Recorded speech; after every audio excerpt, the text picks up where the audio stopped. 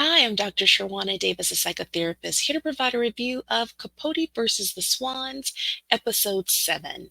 And like always, dramas provide great entertainment, but can also provide some great insights about our lives. And this week's episode was a heavy one. We got to explore what it means to grieve. And we lost two of our favorites, and that was Capote and Dear Babe in this episode. I'll start off with Babe.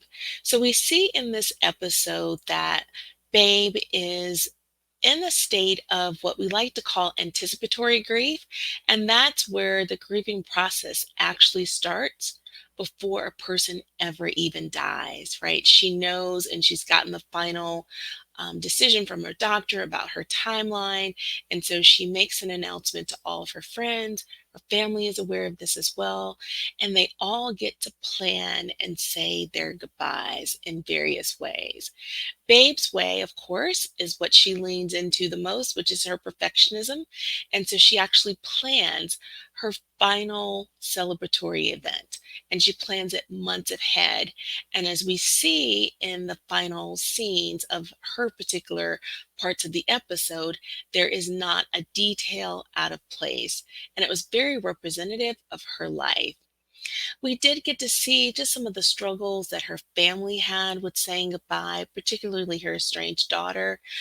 We were able to see at the very end that she was able to get there in the end to be able to pay her respects before her mother made the transition over. We also see that she really, really grieved not only her life, but the losing of the relationship with Capote. And so, in some of the final sequences of her life in the episode, we see her actually reunify with Capote.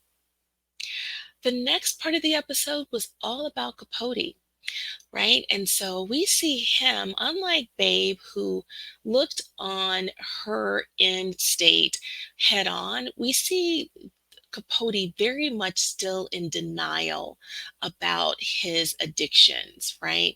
And the impact that it was having on his health. We were able to witness him give an interview where he ultimately blacked out, and he had another chance at recovery. He was admitted to an inpatient facility, and we saw the ending of the relationship with Jack in that particular episode, where Jack had the opportunity to make a decision about whether or not he wanted to continue on with the addiction cycle that Capote was involved in, or if he was going to choose his own happiness.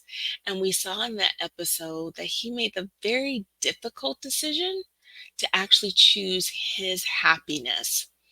It was almost like a recognition that he could no longer do anything to really help Capote make the necessary changes to stop his addictive behavior. We were able to gain some insight in this episode about the reason why Capote drank so much or had that addiction issue. And we uncovered that a lot of it had to do with anxiety and anxiety around his upbringing and different experiences that he had. So we at least was able to, in this episode, locate the cause of some of that addictive behavior and what he was seeking to escape, not only in his professional life, but also personal life, and why it was so heartbreaking for him when that relationship with the Swans, in particular Babe, ended. We were able to see the final scenes of his life. He actually died in Joanne Carson's home. And so we were able to see some of the final scenes and understand, at least in this episode, what they said was his final words, right? We saw that it had a lot to do with Babe herself. And even in his final moments, he didn't stop thinking about her in this episode. And we see them actually reunify. And so that was his awareness that he had actually passed away. So it was a very heavy episode to watch, but it did provide some closure in terms of what those two people meant to each other, and a little bit of comfort knowing that, at least on the other side, that they had reunified because of this, just the strong connection that they had. Let me know your thoughts about this episode. Love to get your perspective as well. And I thank you for watching.